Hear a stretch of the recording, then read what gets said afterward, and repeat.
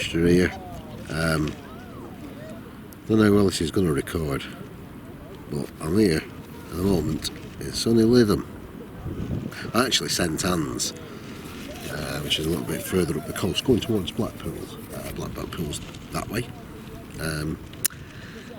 Just having a day out on the beach.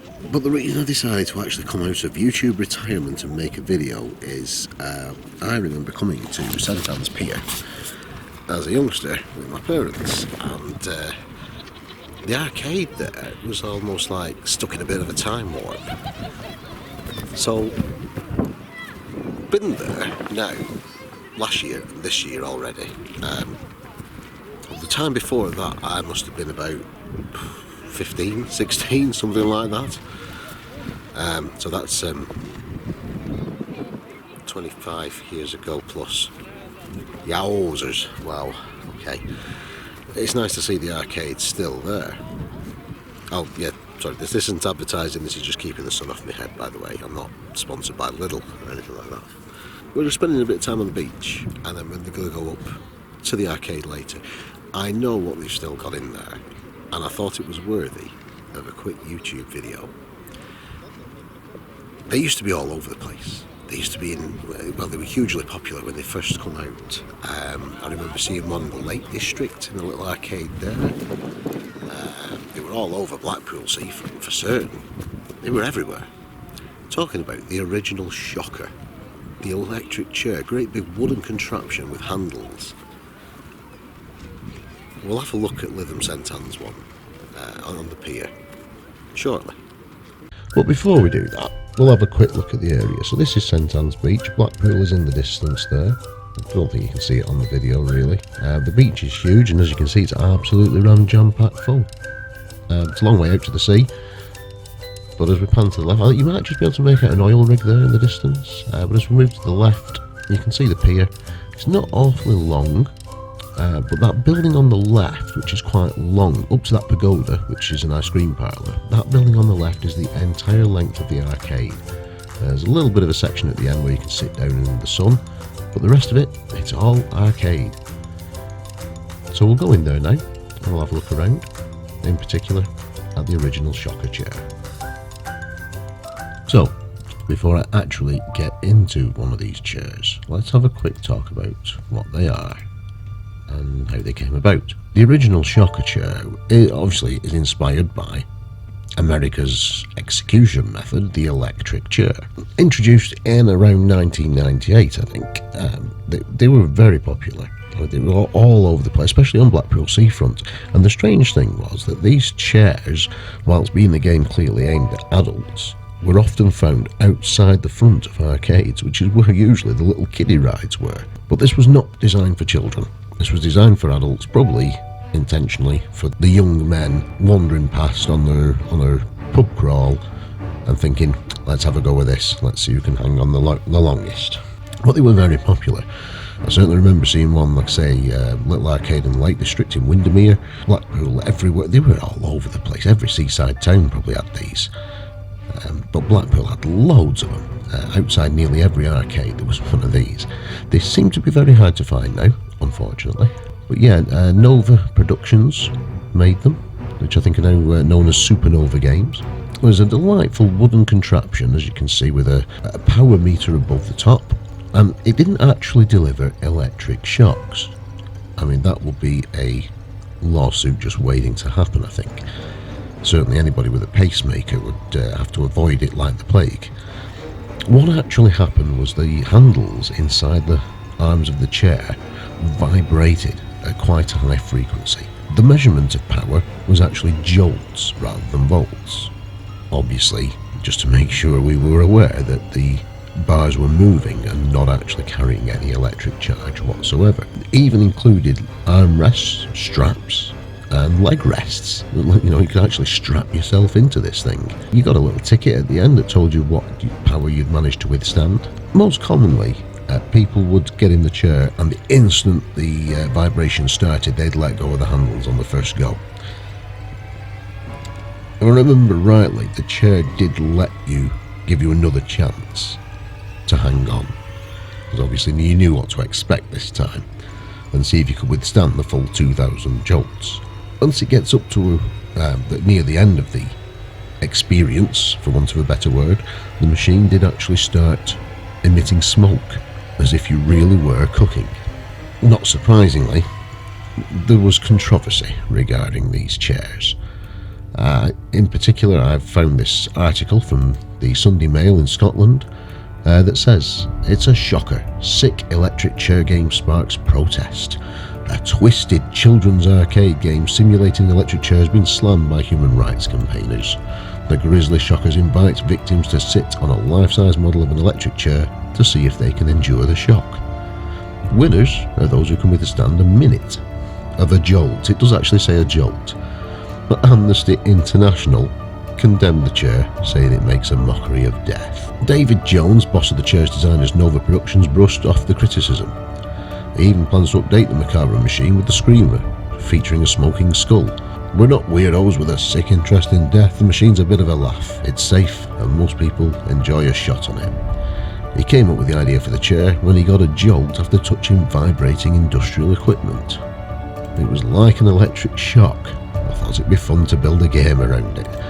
The simplest ideas come from the simplest things, don't they? The 6-foot-high wooden chair sits among car racing games and Space Invader machines. Really? 1998 Space Invader games? Willing victims pay £1 to sit on the giant chair and grab 2 metal handles to receive the shock. When it becomes too unbearable, they're forced to let go of the handles. Anyone who can last a minute, rewarded, like I said, by the machine smoking, shaking and printing out a certificate. But the chair's amusement factor is lost on Rosemary Burnett, Scottish Development Officer for Amnesty International. She said, "It is appalling that an electric chair is being used as a game." I'm not even going to try and do a Scottish accent, by the way. So the machine has a small warning sign that it should not be used by people who are pregnant, have heart complaints, skin disorders or are under 8. Although the chair is claimed to be medically safe, users have admitted being badly shaken by it. Now this I love. Colin Brown from Tranent, East Lothian, said his experience on the chair left him shaking for hours. Friends dared him to have a go. "I thought it would be safe, but I felt the muscles in my arm tense up and the charge surge around my body before I found the strength to let go." Really? I'm sorry, but there was no electric current. It was all vibration. There was nothing to make your muscles contract and actually hold on to the handle. If you receive an electric shock, yeah, the possibility is that your muscles would contract and you wouldn't be able to let go of the handles. This is just vibration. You'd move your hand away straight away. So, yeah, I do think this is playing up a bit for the media. But luckily, a spokesman for Allied Leisure said they'd received no complaints. Well, there's a surprise. Now, I do remember seeing quite a lot in arcades, again in Blackpool, but also I think there may still be one in Towyn in Wales. I remember seeing one a couple of years ago. It was followed up by an Addams Family version featuring Uncle Fester and a light bulb in his mouth. Another one of those little displays on the front. It didn't come as a chair, it came as a stand-up version. This one apparently went up to 3,000 jolts, and again you got your little ticket, a little certificate to say you'd managed to reach it. But the one at Lytham, like I say, it seems to be in good condition. When I went on it last year, one of the handles didn't vibrate, but this now, they both certainly vibrate. The meter at the top doesn't seem to move, and the smoke doesn't seem to come out. You do get a choice of high and low power. I don't know anyone that's ever pressed the low power button, so I don't know if it goes up to a lower total joltage. I don't know if that's even the right word. However, in researching this, I did find that you can still actually buy one of these for just shy of £7,000. And it does say that it comes with the smoke generator and the bass buzz seat. So if you do fancy owning one of these, JSNG Amusements actually shows the smoke on the picture there. That's the place to go. I also came across an interesting article on pinballnews.com from October 2016 where a group of people purchased a non-working one of these and adapted it, attached it to an Addams Family pinball machine, put the flipper controls on the handles so you can actually sit in front of the pinball machine in the electric chair playing it, and I do believe it delivers the vibrations in a similar way to the original Shocker chair. This is a great project. I'd love to see this. I've got a picture here of Wednesday Addams even having a go on it. I wonder if she managed to withstand the full power. But it's great that there are still some of these about, but in particular the one on St Anne's Pier is definitely working. Apart from the printout, the smoke and the meter at the top, you get the full experience of the actual vibrations, which is what I'm going to do right now. So we're here on London Pier in the arcade, and they've got one of these original shockers. These used to be everywhere. Loads of arcades had them. Massively popular at one time. Let's have a go.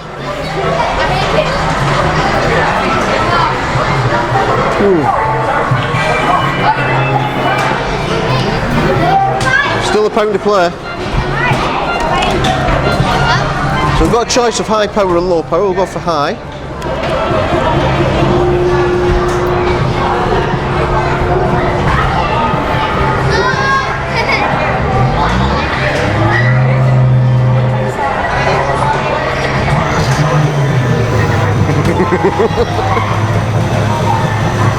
Come round this side here. There's a meter tells you how many jolts I'm getting.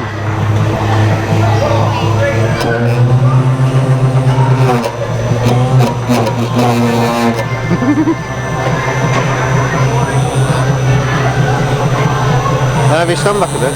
Go for it.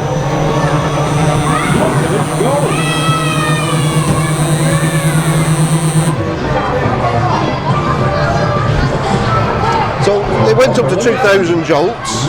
You used to get a little ticket like this printout, and it also used to emit smoke.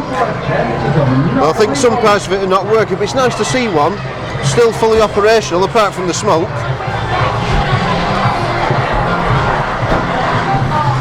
So yeah, Lytham St Anne's Pier, come and have a go. If you've not seen one before, come and have a go.